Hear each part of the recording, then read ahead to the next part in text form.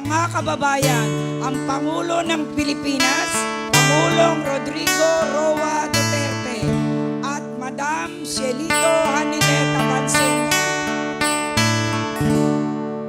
Ikaw ang Pangulo para sa pagbabago sa walang bayan sa Mindanao.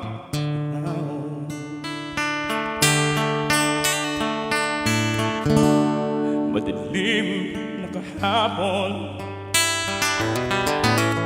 ikaw ang maghahamon. Dahil sa'yo nagatagaan ng mundet in action sa Marawi. Talang ground floors ani ngayon, i-convert na ako from 24 isa kayo 48 na siya. So, talang ground floors, we are able to generate 180 units para sa mga. Boy, atong i-award karon. Monument one. Kini isa ni kayo balik. Model. So, talang i-award.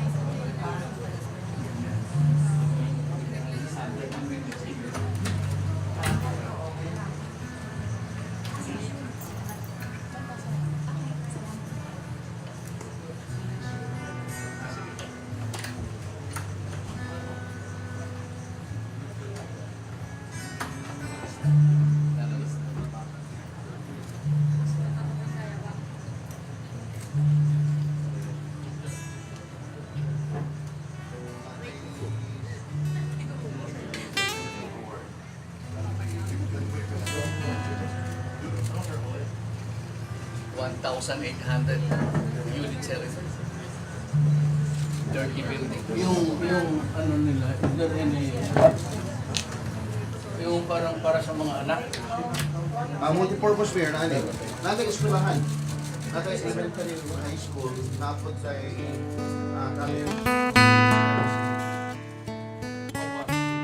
wala na, walk in siya.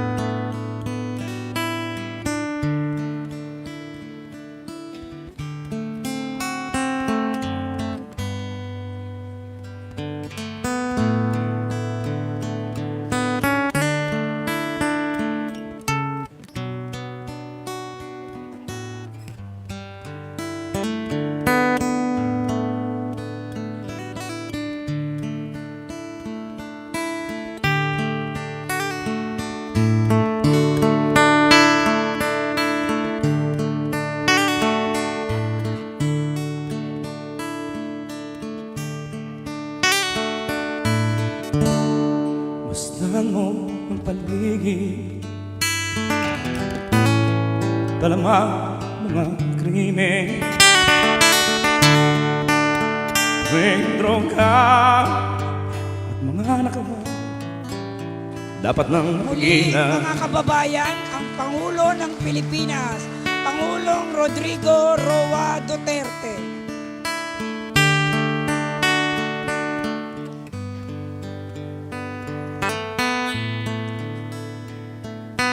Maupo po tayong lahat. Welcome to the turnover of housing units for the wounded in action, soldiers and wounded in police operations, WIPO, under the Comprehensive Social Benefit Program, and for the LGU City of San Jose Del Monte, Bulacan, beneficiaries within Pleasant View Residences. Upang pasimulan ng ating programa, ating tawagin si Mayor Arthur B. Robes ng lungsod ng San Jose Del Monte, Bulacan para sa kanyang pambungad na pananalita.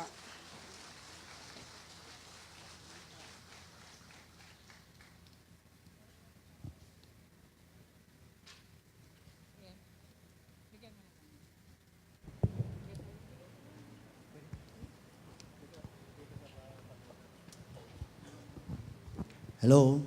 Oo, meron na. Sa atin pong mga kababayan sa lungsod ng San Jose Del Monte, sa ating pong Senadora Cynthia Villar, Senador J.V. Ercito, Vice Governor Daniel Fernando, Mayor Christian Natividad, sa ating pong, of course, Congresswoman Rita Robes, SAP, sa ating pong mga general na naririto, sa ating pong mga barangay captains, kagawad, mga principals, supervisors, AFP, PNP, sa inyo pong lahat, isang magandang gabi po sa inyong lahat. Alam nyo ay isang malaking karangalan na muli ay makapunta ang ating Pangulo. Bagamat nung unang punta niya rito ay hindi masyadong naging maganda dahil ito ay ang pagpasyal doon sa na massacre.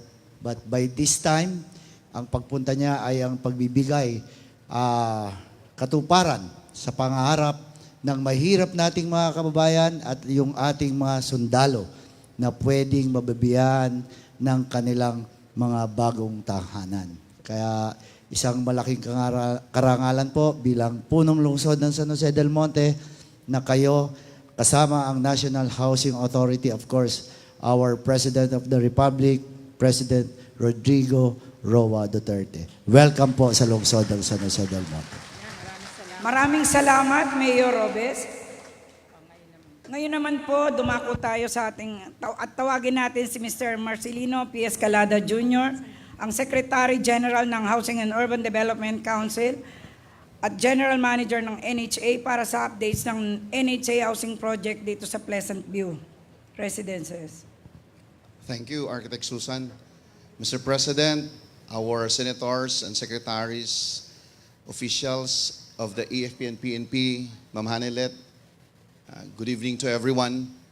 Allow me to brief the President for this evening's affair for the turnover of the 180 of the 1,800 housing units in the Pleasant View Residences as our serious commitment to our wounded soldier, the wounded in action, and the wounded in police operation. This is a Pleasant View Residences, and this is located at Barangay Graceville, City of San Jose del Monte, Bulacan. Mayor, this is within the property of 6.1 hectare, and we have allocated, again, 180 of the 1,800 of the units available that you can see. There are 3 packages here, Mr. President. The first package comprised of 10 low-rise building, and the second is another 10 low-rise building, and the third is another 10 low-rise buildings. As your instruction to the National Housing Authority, since the square meter of the previous and the old design was too small, we have decided, Mr. President, to combine the 2 units into one for all the wounded soldiers, especially so those that fought in the Marawi. So this housing unit that is intended for them is having a concrete road with reinforced concrete pipes, with underground PVC pipe, as well as individual water service connection, as well as power. We also provided, Mr. President, for all the would-be beneficiaries of this housing project, 1 unit covered court and multipurpose center, 1 unit livelihood and training center or a clubhouse, and 1 unit multi-material recovery facility for the multi-use of our residents in the Graceville city of San Jose Del Monte, Bulacan.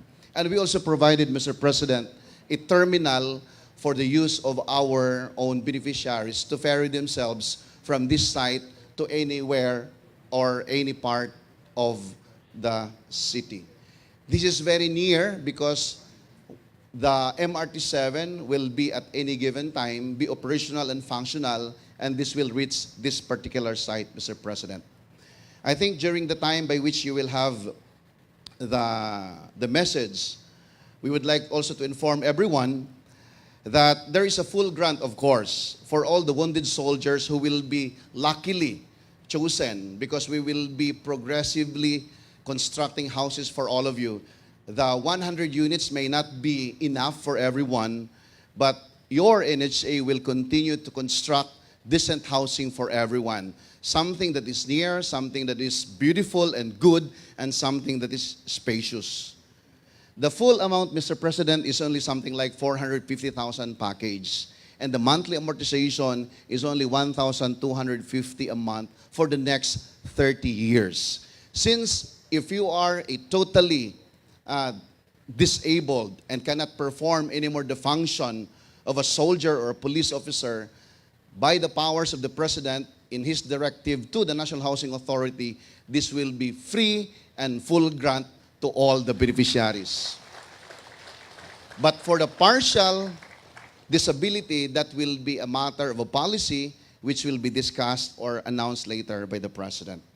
Mr. President, this is your site and this is your commitment to the warriors of Marawi and to the police officers that have fought criminal activities in the country today.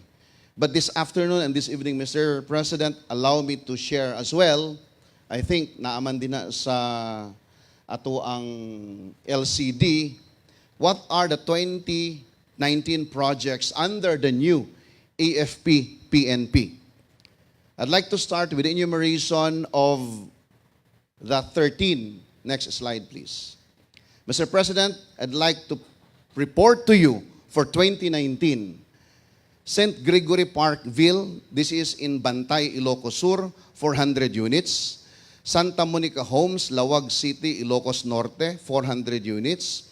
Strawberry Fields, Caben, La Trinidad, Benguet, 500 units. Northville Place, San Jose Del Monte, Bulacan, 454 units. Mount Samatville, Balanga, Bataan, which we also committed to the governor and to the mayor of Bataan, 650 units. The Cool Dwellings, Amadeo, Cavite, 650 units. Palm Tree House, Puerto Princesa City, Palawan, 500 units. The Mascara Village, Bacolod City, Negros Occidental, 500 units. Kadaugan Bay Homes, Lapu-Lapu City, Cebu, 500 units. Mandawi Bay Residences, which we inaugurated a few months ago, is also undergoing its land development, which is 350 units. Crown States, Tacloban City, Leyte, 400 units. Xavier Heights, Catalonan Grande, Davao City, on top of Blue Farm Villa in Los Amigos and Madayo Residences in Bangkal. We have 700 units, and Balay San Miguel, Agustin, Panabo City, Davao del Norte, 400 units. All in all, Mr. President and the cabinet members around, we are very honored to report to you for 2019, we shall produce 6,404 units for your armed forces of the Philippines and for your Philippine National Police. The next slides, Mr. President, are all the pictures and conceptual design which we would like to present to you. That's in Bantay, Ilocos Sur, Next. That's in Lawag City, Ilocos Norte. That's in La Trinidad, Benguet. San Jose Del Monte City, Bulacan. Next. That's in Balanga, Bataan.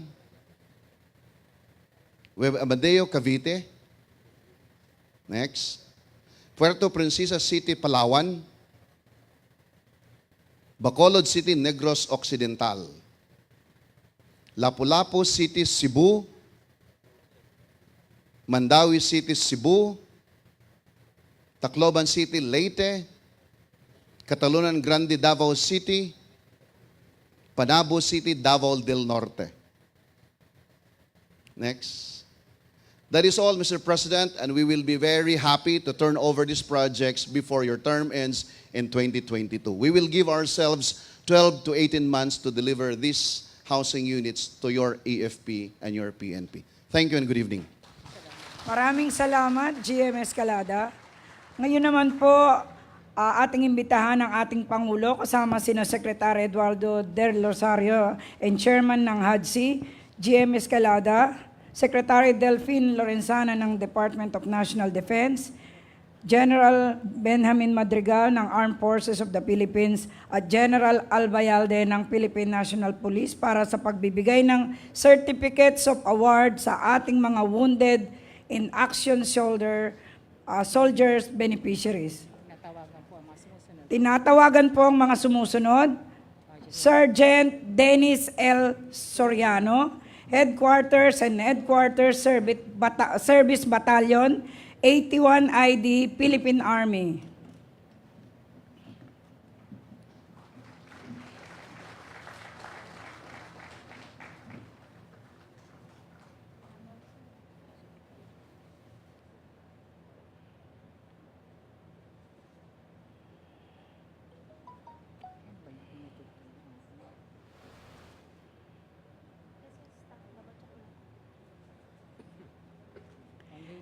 Next, we have Private First Class Diosdado S. Alamon, 47th IB, 91D, Philippine Army.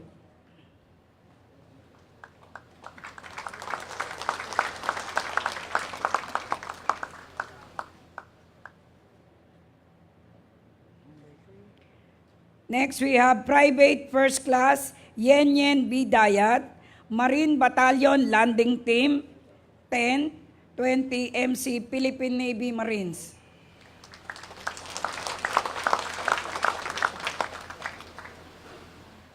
Next, we have Private First Class Ramli T. De la Serna, Marine Battalion Landing Team, 5 PN Marines.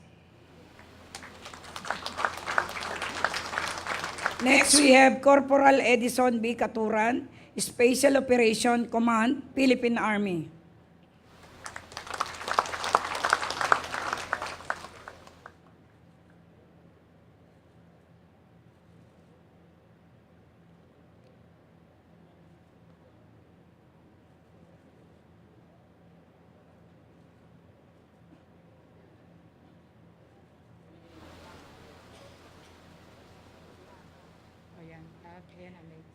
Next, we have Private Doreño D. Bonsales, 1st ID, Philippine Army.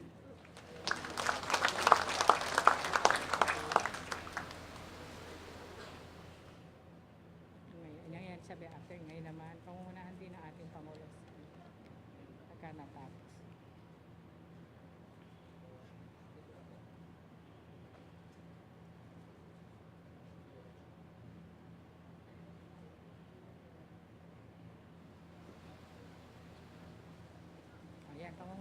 Ngayon naman po, pangunahan din ng ating Pangulo kasama ni Mayor Robes ang pagbibigay ng Certificate of Award sa mga LGU beneficiaries. First, we have Mr. Dexter Carlos ng Barangay Santo Cristo, City of San Jose Del Monte, Bulacan.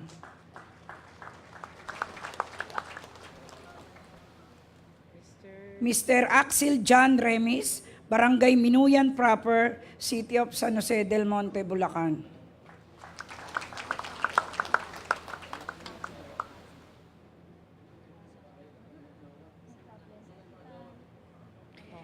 Miss Camille Bacani, Barangay Santo Cristo, City of San Jose Del Monte, Bulacan.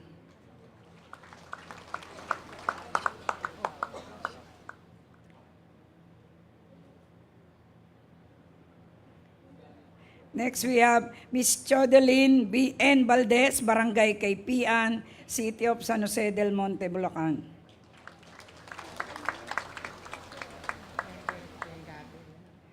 And Mr. Rodel Gade, Barangay Gumaok Central, City of San Jose Del Monte, Bulacan.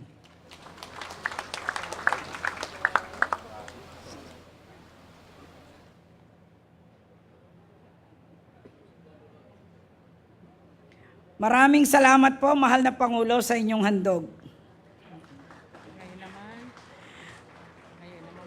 Ngayon naman po, ating tawagin ang ating Secretary Delphine Lorenzana ng Department of National Defense upang ipakilala ang ating paunahing pandangal at tagapagsalita. Mga kababayan ng ating Pangulo, Mayor Rodrigo Roa Duterte.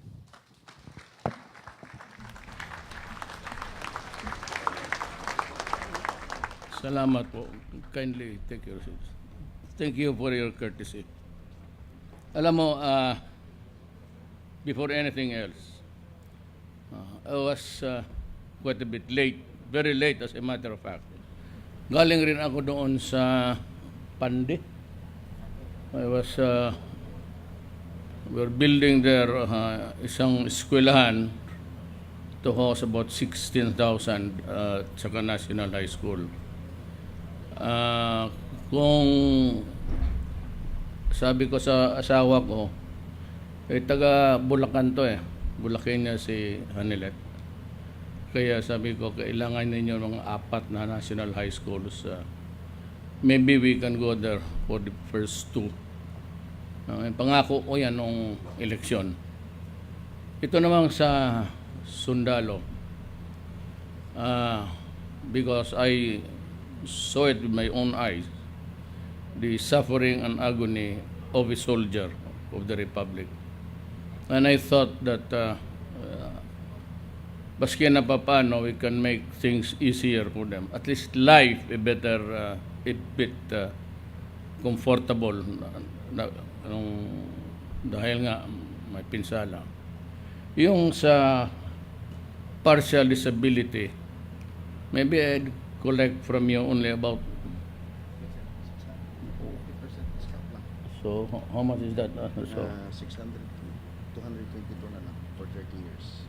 So you'll be paying sana 625 a month. Sabi ko, babaan mo, 225 lang. 225. Sabi ko, 50% discount. Kung ayaw mo magbayad, wala naman magkolekta. Pag may magkolekta, ikak mo yung M16 mo. Ganun naman, diba? Well, I hope that this will go a long way to alleviate the situation. I said I was there during the Marawi campaign. Alam mo, sa kampanya pa lang, it was not really because I would want to ingratiate myself with the soldier. As a matter of fact, sabi ko, I was elected by the people. But ang hirap kasi ng sundalo is, they go there to die. And some of them will die. Kaya yan ang hirap dyan because that is the theory of their life. So sabi ko, kung ma-presidente ako, unahin ko kayo, I double your salary. And I did it just in time. And again, I would say that it was a matter of timing because kung mag-announce ganyan after the Marawi, it would leave a very bad taste in the mouth. Mabutit na lang nauna ko because alam ko puputok talaga. I knew the timetable na sabi ko. Kasi lahat ng, of course, intelligence, the build-up was quite fast and laden with arms. siguro puputok ito. So that we had to make preparations. Wag na lang yung ibang sadness ko sa ibang bayan. But we were caught unaware also of their changing policies na naipit ako. That's why as a matter of fact, went to China for the first time. I brought along the military guys, including the chief of staff at that time, si General Anyo. Just because I was there to buy guns. Sa inventory, makikita mo, nandyan talaga yung barrel. But no, how many thousands of rounds have passed that barrel? Hindi na yan, wala na yung group. It comes out from the barrel na kumiikot yan. There's a group. Palang rail sa ilalim. Puro, sabi ng police, tumatalsik na yung bolt, pati hindi masyado makatama. So that we had that order from America, unfortunately, pinigilan nila. That prompted me to decide to go to China to buy. Sabi ko, I'm here to buy. I'm not making any pakiusap dito. Babayad ako. And China said, no, it's all right. You can have the guns free. And then again, because sabi ko kulang to, I flew to Russia.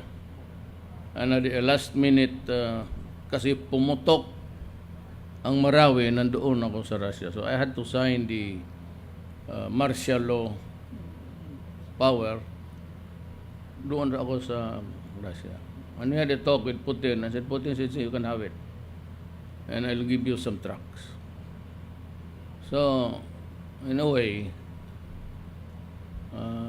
nagpapasalamat rin ako. Ang pamahirap kasi nito, maybe like the Philippines, it's really a democracy. And kung sino yung mailagay mo dyan, it would depend on how he looks at the planet, kung ano ang paradigm niya. Nung tayo kay Obama, he canceled it, or someone from the U.S. Congress took the floor and to denounce the delivery of the arms. They stopped it. It was about 23,000 M16s, 6 hour. Sabi ko, sige lang. Yun ang nato yan. Unlike, nandito man kayo ngayon, I'm addressing myself to the military. Kasi ang China, one of those parang na kasali sa embargo. Meaning to say, the recent announcement of Trump prohibits countries, including us, from any kind of transaction. I don't know about arms, but I have to read the full message of what they want. Hindi tayo makabili. So, tapos sulat ng 3 cabinet members asking us to reconsider our position. Sabi ko kasi, wag na tayo magbili sa Amerika kay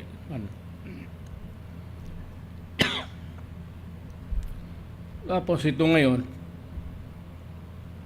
pagka bumili ka sa China o maybe Russia, kasali ka sa embargo, you cannot trade with America. So para kang inipit doon sa sabi ko naman sa your superiors and the civilian leaders, with that kind of arrangement, do not expect me to buy arms from the United States. Masama tignan yung panahon na kailangan natin ang tulong nila, hindi naman sila, kundi armas lang, talagang inipit nila tayo, tapos ang tumulong ang Russia, pati China. Ngayon, kung magbili ka, sabihin mo, hindi ako makabili sa China kasi kasali ka doon sa embargo, Napakapangit naman. Parang what ng utang na loob. You have to be a warrior to see the difference of what is a matter of principle and a matter of honor.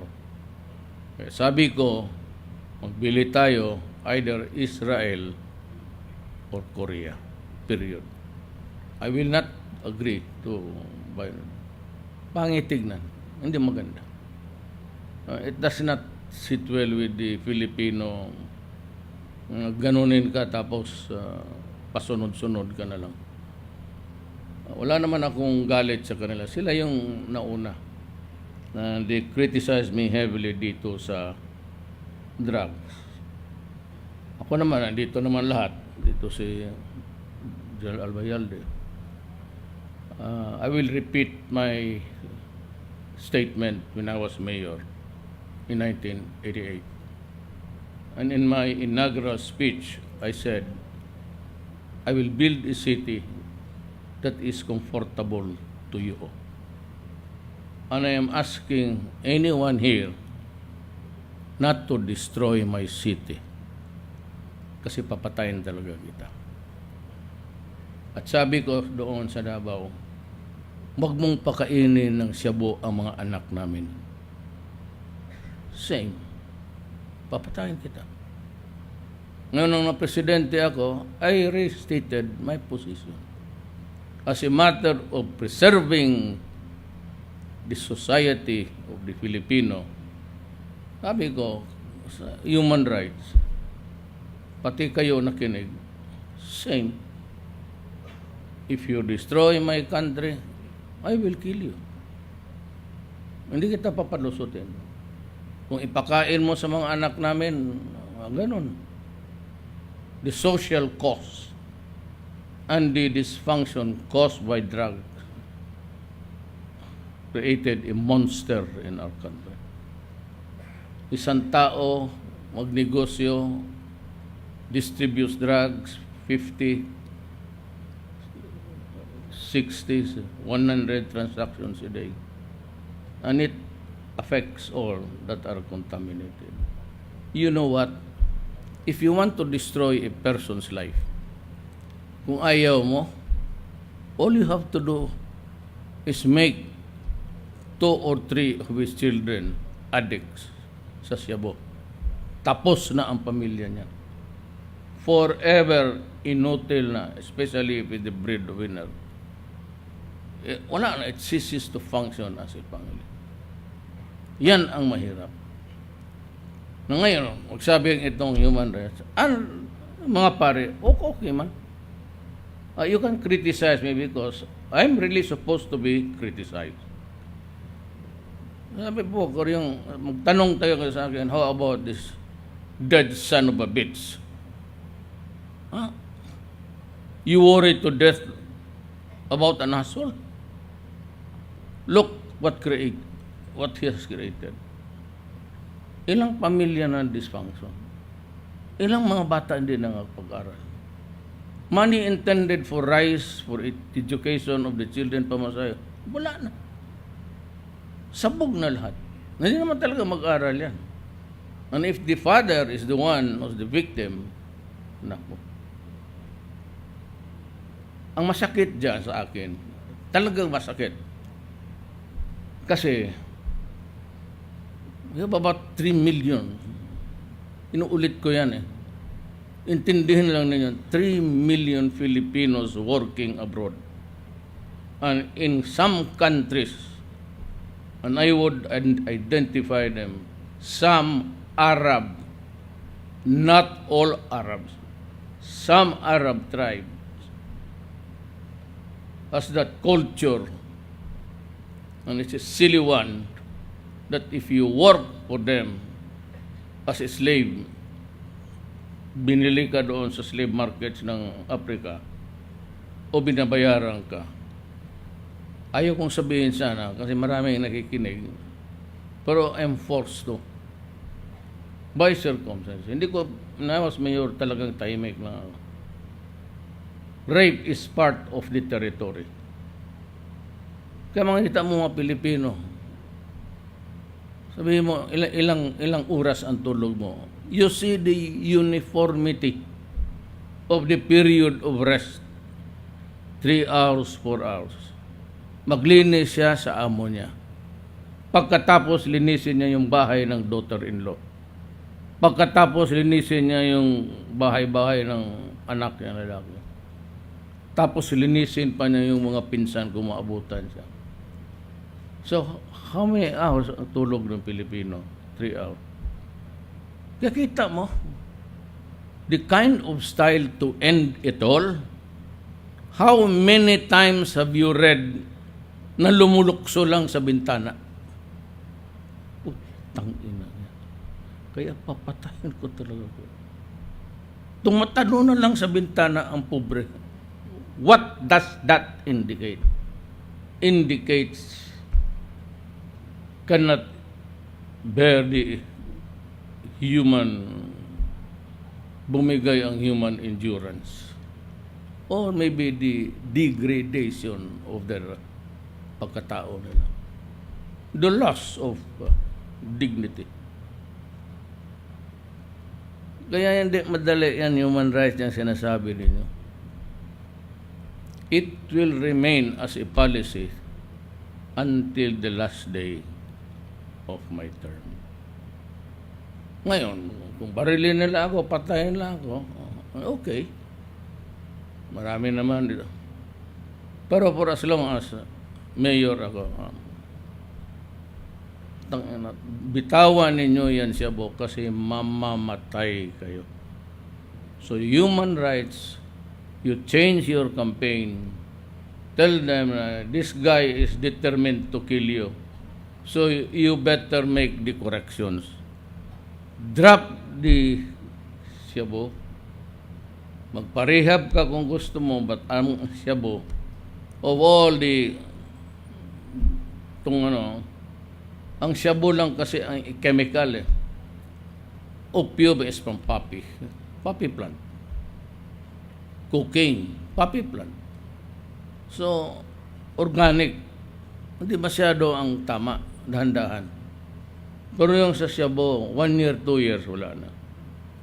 Ang problema dyan, yung the consequences. Ilang beses na dito, napunta ako dito, galing Davao, diretso ako. Sabi ko, putang inang yan.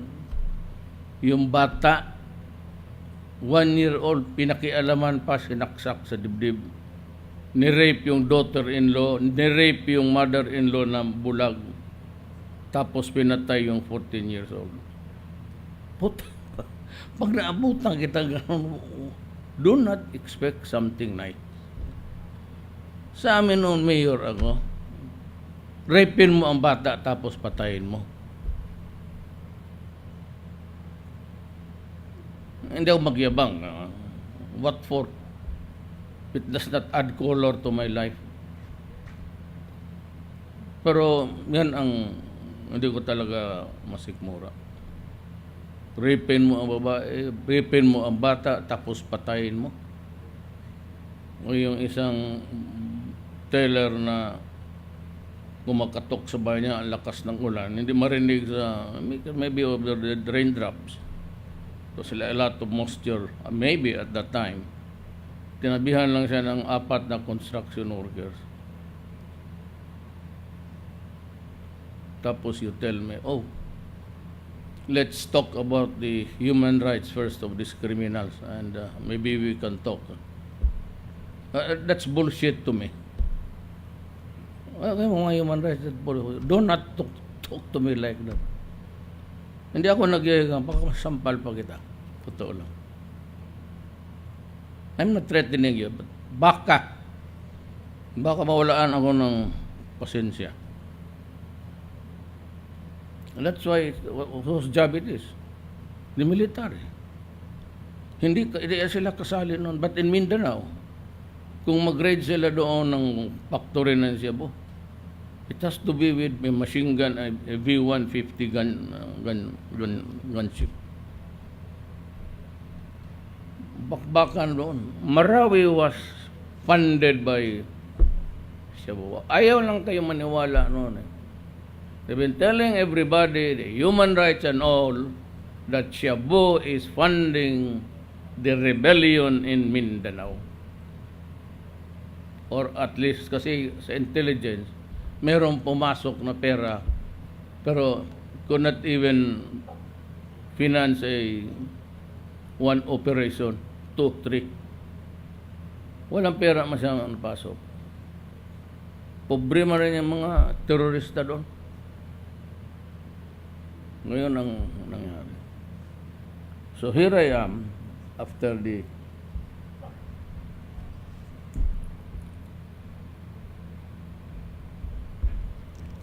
incident sa Marawi, where there are a lot of suffering also. The least that I can do for the soldiers, lalo with family, to make it easy for them. And for us to see to it that they have the houses, it's goal to partly may mga civilian, kung magsiyabo kayo dito magnegosyo, madali na lang. Ilibing ka na lang yan sa likod ng mga sundalo. Meron silang pero ako, sabi ko, hintayin lang ninyo. Kaya yung sa inagaw nila, anong nalaman ko, I was quite in a moral quandary. Kasi finally sabi ko sa mga sundalo, pagpasensyahan na lang ninyo. Total Pilipino man rin niya, sabi ko. At least, alam mo na may magtitira dyan na Pilipino. Yun na lang ang konsuelo natin, sabi ko, hayaan mo na. But I gave a warning, kasi yung si Mariano, yung Secretary of DAR, I thought that they would, we were trying to figure out how to talk to the enemies of the state. The imperative order is really to find peace, because you cannot fight your own citizens forever. So naghahanap talaga tayo ng paraan kung what would work and what would not. The problem is, ayaw ko na to start a new round of changes of insults. Pero give me a good reason to talk to you again, and I will be there. Pero kung yan lang rin, paulit-ulit, mag-ceasefire ka, tapos sige ka pa rin patay ng sundalo ko, pati ambos ng polis, kagaya kapon, pumunta ako sa Masbate. Sinabi ko doon sa mayor, I requested for the mayors and governors over there.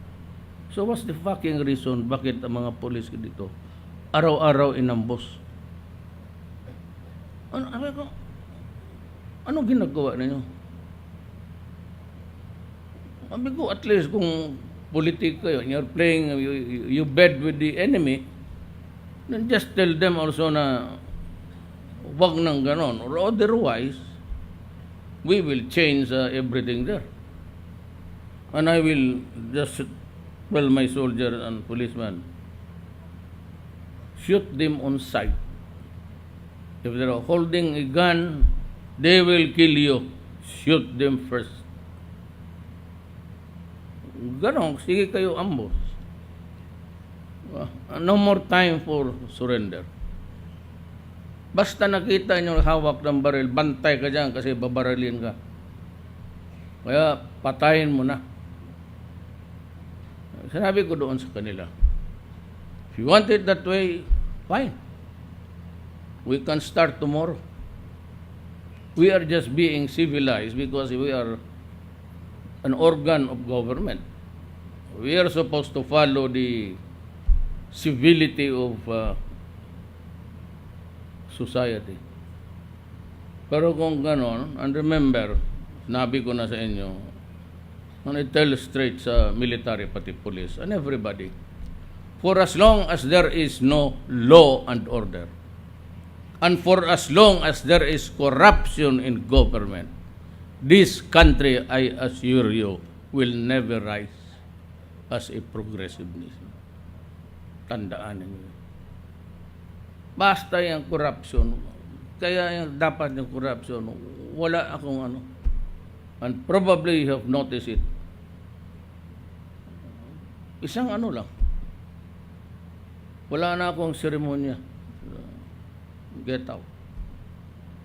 And what is aking halos lahat na pinaalis ko yung who campaigned for me. High and low. Ang tide and who ang problema sinabi ko nga walang corruption. Yan naman ang hiningi ko. And mind you, hindi ko ginawa last year kasi alam ko ginagawa na ma'am. Manufacture na sila. But the law itself is wide open for me to play. And I will issue the executive order at this early para warning na doon sa lahat that I am banning firecracker altogether. Wala yung sa gobyerno, sabi ang gobyerno. Because sabihin man ng mga gago, kita mo itong gobyerno na itong ulol. Kung sila ang magpa-firework, pwede, tapos tayo hindi. Ganun ang Pilipino eh. O, di wala. Gaya sa Davao, tahimik. O, parang Bernie Santo. Pareho lang naman yan. Bernie Santo, pati birth. It's all ceremony. There's nothing, ilang taon na yung ginagawa. I will sign the Justice Department review it thoroughly, but I will ban firecrackers. Wala na. I cannot. Bakit ako papayag na noon 700 dead, tapos may, baski isang bata lang mawalaan ng kamay.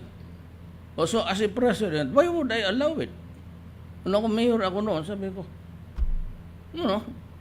you must be crazy to sarahan natin yan. That's the last chapter yung firecracker. Do not believe in that. Paalisin mo ang devil, demonyo. Kaya sa totoo lang yung kaharap ninyo nagsasalita ngayon isang demonyo rin. Tanginan nila. Kaya sinasabi ko dyan sa mga ulol na yan, do not ever think na kayo lang ay makakayahan to do evil. Master ko rin yan. Huwag ninyo akong pigilin kasi yun talaga ang mangyari. Now, hindi naman ako nagyayabang. Most of you guys have been all over the Philippines. Tingnan mo Davao. Isang salita lang. Pag sinabi ko, tingnan mo yung buwan. Di ba pink? Magtingin yan sila. Totoo mo yun. Believe kami sa iyo Nadi-discern mo yung kulay. Tapos pagkabukas, pagbaba ko dyan sa City Hall, tignan ko yung sunset. O, kita mo? Purple. It's purple or violet. Hindi mo nakita? Talaga sir, totoo. Believe kami sa iyo. Tangina ka. Believe sa iyo. Sumunod ka. Huwag mo akong gano'n ang Pilipino. You know why? Ito, give me para makaintindihan tayo dito. I'm talking to a guy na may utang na loob ako. You know, si Inday when she was in second year, sinabi ko ito doon sa isang meeting. Sabi ko, Nak, anong gusto mo sa birthday mo? Maka-Sharon yan. Gusto ko pa magkain kami ni Sharon tapos magkanta siya. Kuneta. Wala man akong kontak. Tinawagan ko si Francis Pangilinan. Sabi ko, Adre, pwede ba ako mag-request? Magbayad ako. Yung katamtaman lang. Ang anak ko. So, ginawa nila. Yung mag-asawa pumunta doon. And made my daughter very happy. Ako naman as a father, yung kaligayahan natin sa anak natin, kung maligaya siya, plus 10 tayo. Sabi na maligaya siya, yung atin plus 10 yan, tinatago lang natin. Pero ito si Pangilinan, yun utang na loob yun. Kung takbo siya, ako mismo, ipakita ko sa inyo, sa media, buboto ako sa kanya. Pero for me to say na tulungan ninyo maibalik siya, he is responsible for what is the state of terrible situation. Siya yan. Ayaw ko kung anong nakain niya. Pagpunta niya sa Amerika, ito sa Harvard, mayroon siyang half 6 months sa pagbalik dito, amboy na masyado. Then he crafted a law that was really lacking in all force. Hindi lang makadindi. Kasi he reduced ang criminal responsibility ng tao below 9. Wala talaga yan. You were once upon a time above 9, below 12 yung severity ng crime. Kasi may mga teenager nagnanakaw, pinapatay pa yun. Tapos pagdating sa istasyon, magpunta yung nanay, tatay o barangay captain, kunin. Ang barangay captain naman naglalaro eh. Kaya yung buto yan eh. Taon na niya yan. Punta yung sabihin, minor de edad yan. Release ka agad. Now, kailan ba yung law ni ano? It's about 9 years ago. So, we have produced. Kita mo sa EDSA. Nakawin tapos magtakbo, kabulan, mahuli. Pagdating sa estasyon, punta ang nanay, pakita ang birth certificate. 15 below, release. Magnakaw, tapos dagdagan niya ng rape, and he decides to kill, he is arrested.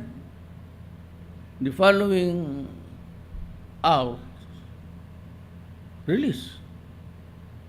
Kaya ano moral itong mga pulis talaga? Ano bang gawin namin? Kasi pag di nila nirelease, ang pulis pa ang makulong. Diyan ko na. Pero na lang yung pangyayari talaga na, too brazen. Hindi ko alam paano ako makatulong pumasok. But ako talaga nagtutulong sa tao. Kaya I was forced to. I'm fighting a rebellion. I'm fighting a drug front. I'm fighting a terrorist. May dalawa akong revolution that is oriented to territorial issues. MIMN. Pero may mga terorista na IS na sa Mindanao at mga Abu Sayyaf. And I just saw the picture of a soldier again being decapitated. Sige lang. Tiisin ko lang yan. Araw-araw naman nag-iba naman ang... Kasi yan ang ano. That is why yung mga courier, yung mga NPA pag 16 magdala ng armas, itong mga buang na NPA, they're training them as early as 15, 16 to turuan na yung site na ma-level na yung ganun. Tapos, ang sundalo, hindi ba niya pwedeng patayin? Sino ba naman gusto pumatay ng bata? And yet, sila, kung nandyan sa likod, patay. So, that's a problem. And I've always been complaining sa yung decapitation.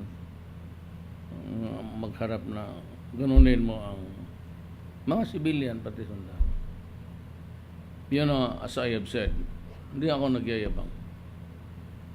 Do not ever think that you monopolize brutality and cruelty in this world. We can also do it. You push us to the wall and maybe something not good will come out of this. So, ganito na lang, Ma'am Cynthia. Nandito mo yung speech. Basahin ko na lang yung last page niya.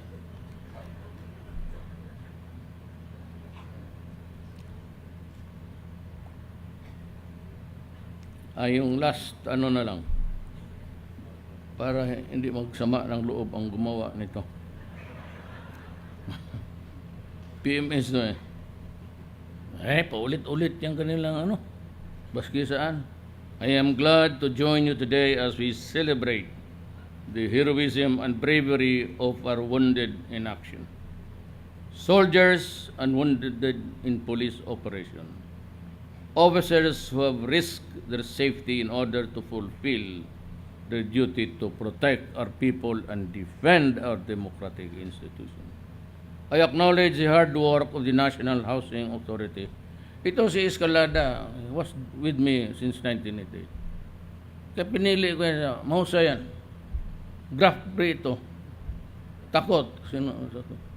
Sa Davao po, sinabi ko, putang ina, patayin ko talaga. Tapon ko kayo dyan sa bangkiruhan. I acknowledge the hard work of the National Housing Authority in fulfilling its mandate to help Filipinos realize their dream of having comfortable homes that they can call their own. May the NHA remain committed in its efforts to provide decent and affordable quality homes to our people. These housing units that we turn over today to deserving recipients, it is testament to this administration's resolve to provide our uniformed personnel and their families not only a just and decent shelter, but also with a home where they can build their dreams and chart a brighter future. Mataas pala itong yawa. Dito na lang tayo. May the housing units award today help you start anew as you build your family's future in this community. In behalf of a grateful nation, kami, I thank you for your valor and love of country. Mabuhay kayong lahat, mga sundalo, at mabuhay ang Pilipinas.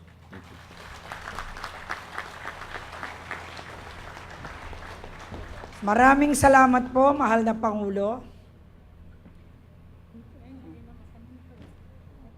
Please remain standing.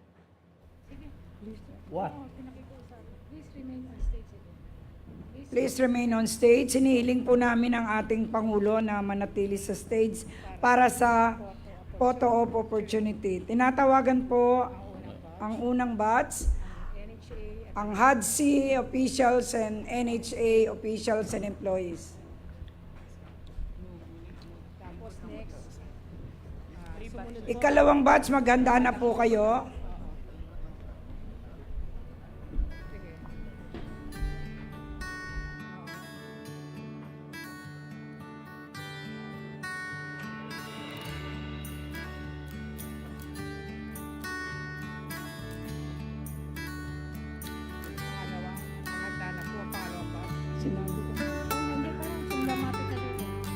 Maghanda na po ang ikalawang batch.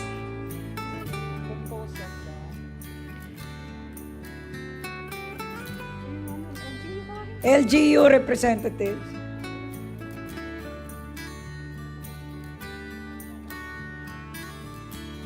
LGU po ng San Jose, City of San Jose Del Monte, Bulacan.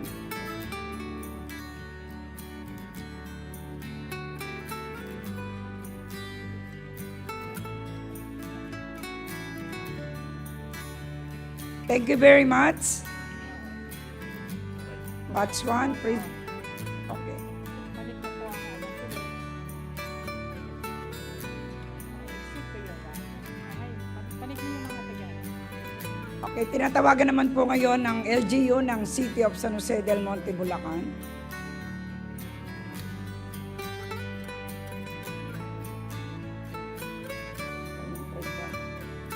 Third batch grouping, manatili na lang po sa mga. Ang susunod na batch grouping, manatili lang sila sa kanila. Ang third batch po, groupie, manatili na lang po sa upuan ninyo.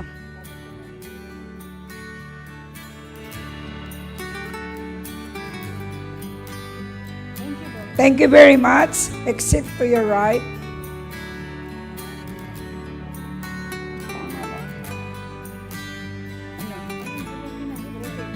Okay, groupie na po. May we request our President?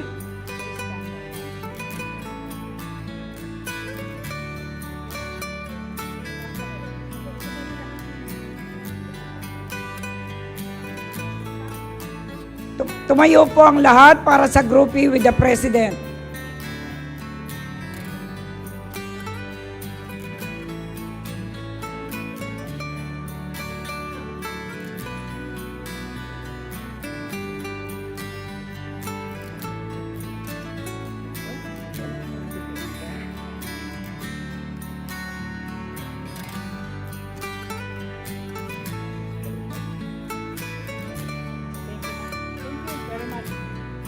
Maraming salamat po.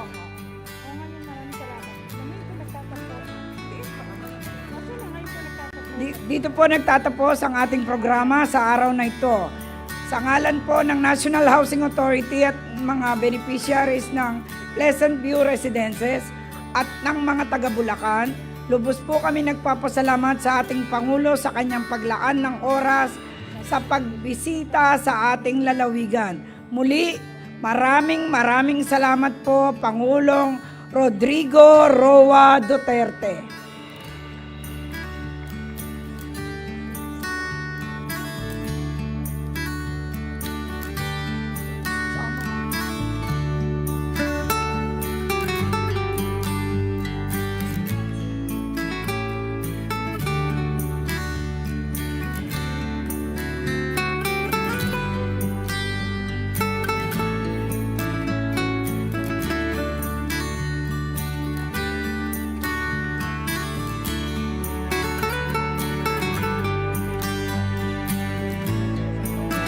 Pinapakiusapan po ang lahat na mauupo po ulit.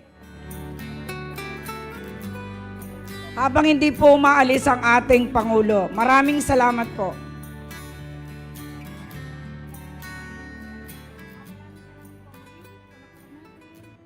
Muli palakpakan natin ang mahal na Pangulo, President Rodrigo Roa Duterte.